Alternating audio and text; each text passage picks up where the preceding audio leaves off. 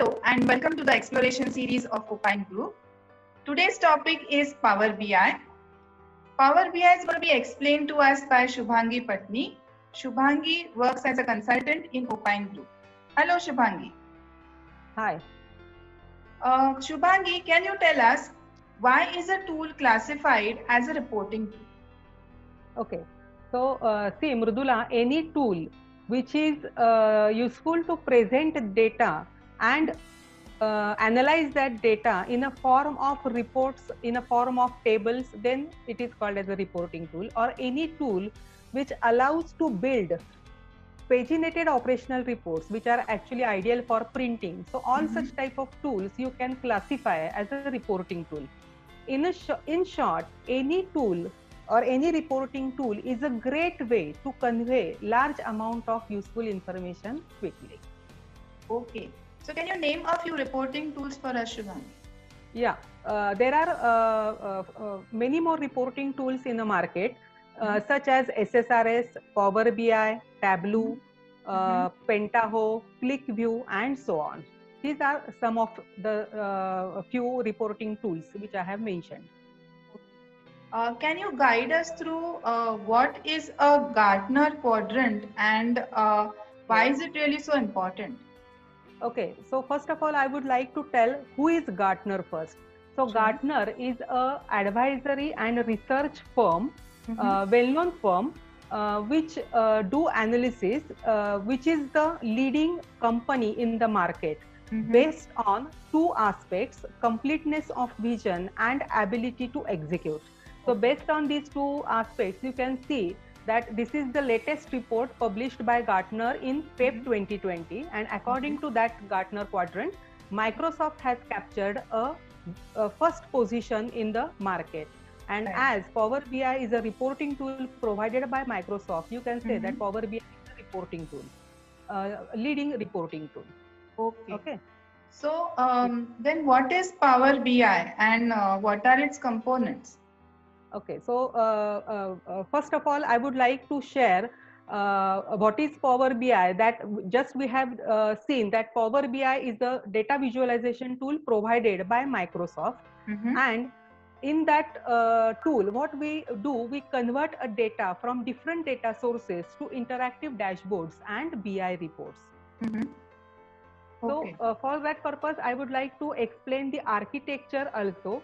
In Power BI, you can connect to the different data sources. You will bring all that data into a Power BI desktop app, and there you will create reports, and then these reports will be published by using Power BI service and Power BI report server onto the mobile app or a laptop where end user can see those reports. Okay. Shubhangi, then is there any workflow which is followed while doing reports in Power BI? Yes, the workflow is that, so as you can see that Power BI provides three parts like Power BI desktop where you can create reports, Power BI services where using that you can publish those reports, and Power BI mobile app where you can view those reports and dashboards. So in all, the workflow, I can say that you will create prepare a data in query editor first.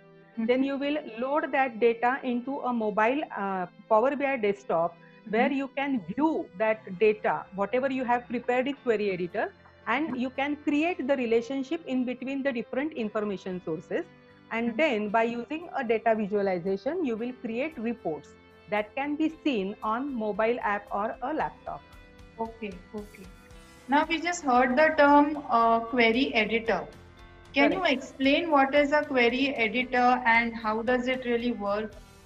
Okay, so in query editor, just as I said, we prepare a data. So how the data will get prepared, that we will see in query editor. So we will first of all have to connect to the different technical formats of the files like Excel, flat file, Access, database, any format you can connect. And then by using a Power BI features such as split column, detect data type, add duplicate columns, or extract value from a particular column. So using all these features, and two more features that Power BI provides is merge queries as well as append queries. So using Okay. all these features, you will prepare a data in query editor so that you can create reports very easily in a visualization. Okay. Then can you tell us what are the different types of joins and why are they used? Yeah, it's very nice question, because when I said कि you can merge queries, that time Right. you should know what are the different types of joins. So for Mm-hmm. merging queries, you need the joins. There are mainly 4 different types of joins. First of Okay. all is inner join, where you are going to pick up all the matching records Mm-hmm. from both the sources. Mm-hmm. Left join, where you are going to pick up all the matching records as well as non-matching records from the left hand side, as the name suggests. Mm-hmm. Then in right join, you will pick up all the matching records as well as non-matching records from the right hand side table. Okay. And last one is a full outer join, by Mm-hmm. using which you can pick up all matching as well as non-matching records from both the tables. So Okay. it depends upon our requirement. So Mm-hmm. what is our requirement? As per that, we have to choose the type Mm-hmm. of join. Sure. So it is very important while merging queries, you should know the different types of joins. Right. Right. Okay. That was really well explained, Shubhangi. Can you tell us then why is it so important to learn Power BI?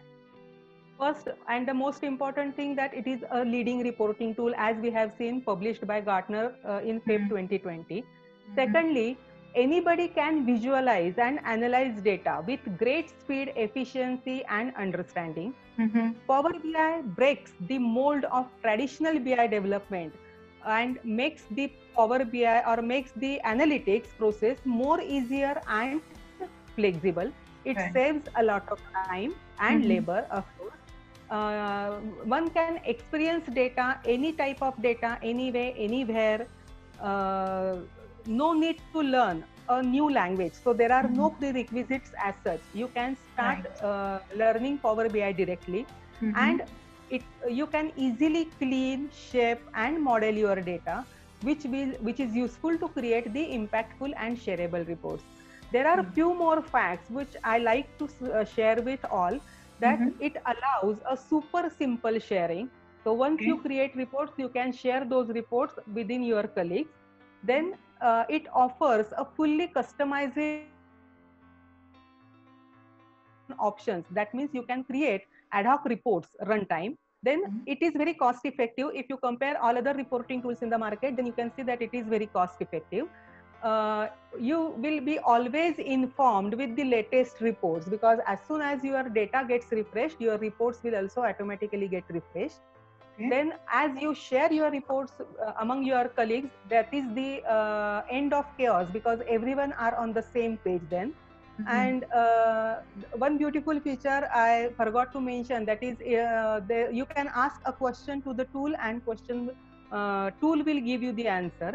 Okay. And Power BI makes it is very easy to take data driven decisions from anywhere. No need to be present in the office. You can take that decision from anywhere, and then you can share your insights on your website or blog. So this is Okay. how Power BI is very easy to learn and easy to understand. Wonderful. Thank you, Shubhangi. You've really explained it very well to us, all the concepts about Power BI. One last question to you is, Shubhangi, how difficult is it for a newcomer to get technical information and learn these tools? No, that is not actually very difficult. It's very easy tool. As I suggest, you can just have to prepare your data for the report creation, then load that data on a desktop app, and then simply you can create reports based on your requirement. So it's very easy to learn. Okay. So thank you, Shubhangi, for being with us here and explaining all the concepts of Power BI. Yeah. Thank you. Thanks, Mrudula. Bye.